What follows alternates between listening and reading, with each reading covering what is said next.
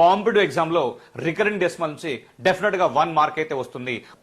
0.7 bar అన్నాడు. So ఇక్కడ 0.7 bar అన్నాడు అంటే 7 అనేది రిపీట్ అవ్వకుంటూ వస్తుంది కాబట్టి ఇక్కడ జాగ్రత్తగా లాజిక్ ఏంటంటే డెసిమల్ తర్వాత ఎన్ని డిజిట్స్ ఉన్నాయి, 1 ఉంది, ఒక దాని పైన బార్ ఉంది కాబట్టి ఎన్నిటి పైన బార్ ఉంటే డినామినేటర్ లో అన్ని 9 రాసుకోవాలి.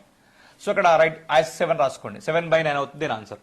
2 డిజిట్స్ పైన బార్ ఉంది కాబట్టి 2 9s అవుతాయి. యాజ్ గా 69 రాసుకోండి. 69/99.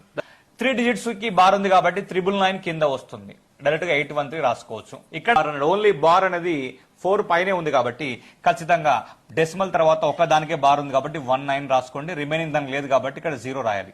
న్యూమరేటర్ ఏమవుతుందంటే 74 రాసేసుకొని దేనికైతే బార్ లేదో ఆ వాల్యూని సబ్ట్రాక్ట్ చేయాలి. 74 - 7.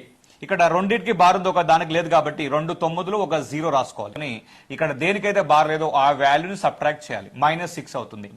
ఈ విధంగా సాల్వ్ చేయొచ్చు.